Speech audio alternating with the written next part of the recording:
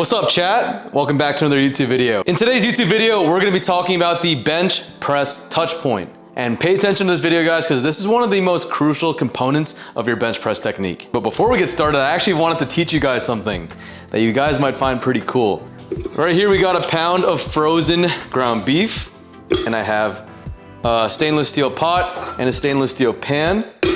And I saw this online and I tried it out the other day and it actually works, but apparently if you do this, it thaws the beef or the meat, whatever you're trying to thaw, a lot faster than just like leaving it out. It looks goofy, but like, I think the last time I timed it, the last time I did this, it was like a 35-minute thaw rather than like a 4 or 5 hour thaw. I tried it out. I mean, I don't know, this video isn't about thawing beef, but I just wanted to show you guys that because I thought it was pretty cool. This is a perfect training day to be talking about the touch point on bench press, because with tempo bench press, like you really have to hone in your cues and your technique, or else your bench press isn't gonna move or feel the way that you want it to. And before I get started with this, I did wanna talk a little bit about it to give you some context on why it's so important. The touch point can dictate so many things with your bench press. For example, it can dictate how strong you feel off of your chest, your elbow positioning at the bottom of the bench press, the barbell positioning in your hands and palms. This is why it's so important, because it can affect so many things. And I'm gonna explain to you guys like my thought process with the bench press touch point, but there are a lot of people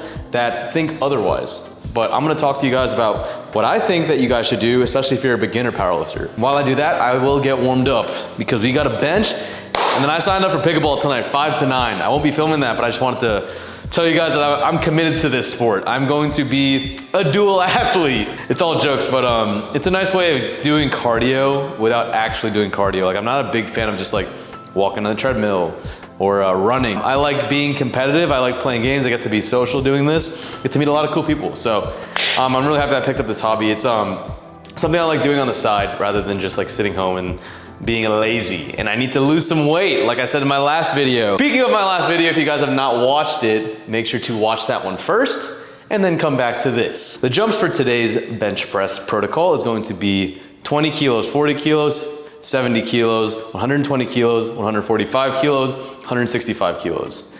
Man, if you don't know your warm-ups before you're going to do them, then you're not doing it correctly. That's for a whole different video. But before I continue to keep yapping, I'm gonna start working out. You guys are gonna be receiving a lot of side angles for today's YouTube video because it's the best way to see the touch point. What's going on with your touch point? What's up, buddy? Guys, it was Miso's birthday last week and I threw him a little party. I bought him a steak, a grilled him a steak, and he enjoyed every ounce of that ribeye. He turned 4 years old. If you guys are watching this video right now and actually paying attention, comment happy birthday, Miso. You see, that's him talking to you guys. He's not a very vocal dog. When I first started filming content, like it was really hard for me to talk to the camera because there wasn't anyone there. I'm just talking to no one. So I used to make him like sit underneath the camera. I would pretend that I was like talking to him because I'm delusional and I talk to him all the time. So it was pretty easy for me to talk to the camera when he was sitting underneath it. Like I was pretending I was talking to Miso. Now we've developed some experience and now I don't need him to be underneath the camera anymore. And when I did that, he was a puppy. Now he's pretty much older than me. He's 28 in dog years. I don't know what I just sat on, but that did not feel good. It was a 2.5 kilo plate. And that's my phone. God, I'm in a mess right now. The first thing I want you guys to understand is that wherever you decide to touch the barbell on your chest, it needs to be consistent. It cannot be changing from rep to rep, from set to set. It needs to be the same spot every single time. With the information that I'm giving you guys going on in this video, it'll help you decide where you want that touch point to be. You scared of thunder, buddy? Oh yeah, he's mortified right now. The tail down and everything. Why is your tail down? All right, chat, listen up, because this is the first point that I wanted to talk about with the touch point on bench press. The first point I wanted to talk about with the bench press touch point, I firmly believe that it should be around the highest point of your arch. And that should be somewhere along your sternum. And if you're a powerlifter with a significant arch, like it might be different for other people. I found, especially for beginner powerlifters, that the sternum is like a good landmark to kind of reference your touch point. And for me, like I've never changed it. It's always been around that area. Even when I switched to bulldog grip, it stayed around that area. I think having your sternum as a landmark for your touch point is really good. It won't allow you to over tuck on your bench press because obviously we're not benching like that. Like powerlifters like should not be benching with too much tuck.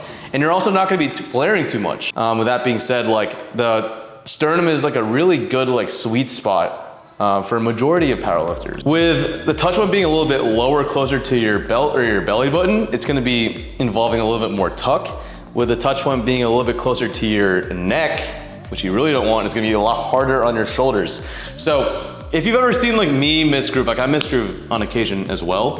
If I ever like misgroove my touch point, it's usually gonna be closer to my neck, and then I flare way too aggressively and I feel it in my shoulders right afterwards. That's why I said before, like I really think the touch point is so important because it can cost you a really heavy lift if you misgroove like that. If you see me like without my shirt on when I'm bench pressing, when I'm done with my sets and my reps, there's like a mark on my sternum. Like it's in the same spot every single time that I bench, and that's how you know consistency. You can see specifically from the side angle that like the touch point is gonna be at the almost highest point of my arch, and that my flare is appropriate and not too extreme where it's gonna hurt my shoulders. And I'm not tucking at all. So that's why I really think that the sternum is a really good landmark. It's a really good happy medium. I'd love to know what you guys use for your touch point reference. Like if it's like somewhere in the middle of like your breastbone, like somewhere in the middle of your chest, or if you go a little bit lower than your sternum, like I'd love to know. I know people with a higher arch tend to go a little bit lower than their sternum because it's the highest point of their arch. But for me and my build and my leverages and my arch and my technique, I found that the sternum is a really good landmark.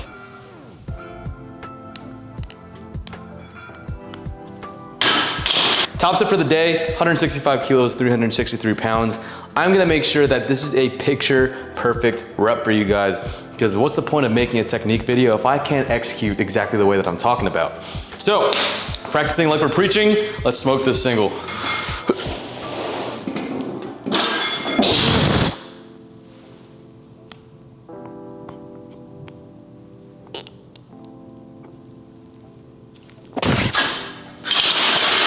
That was probably one of the best singles I've ever done.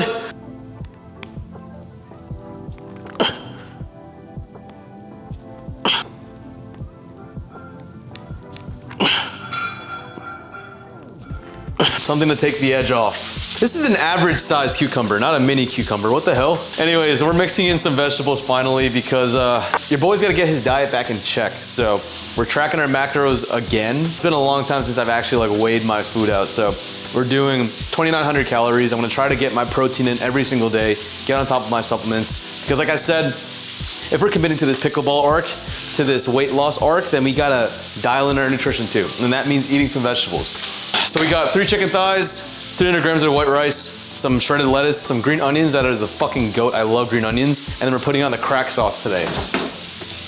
Where is it? Here it is. Put it in our little crack sauce. Our little bachans action going on. So, gonna slice these up, finish cooking my chicken, eat this dinner, and then we're gonna go play pickleball. That's pretty much it for today's video. A really short video to get my point across with the bench press touch point. If there's anything you guys specifically want me to go dive deeper into, I could talk about like tips or tricks or advice outside of the gym as well. If you guys want some tips with programming, let's talk about that too. Or if you guys want me to talk about something specific with technique, let me know. Comment section is like an open floor to anyone that has like an idea, wants to pitch an idea to me for a future video. Because you guys know I'm consistent on this platform. I post 3 to 4 times a week on YouTube, so if you guys are new to my YouTube channel, make sure to subscribe, like this video, and comment down below. I appreciate you guys so much, and I'll see you guys in the next YouTube video. Peace out.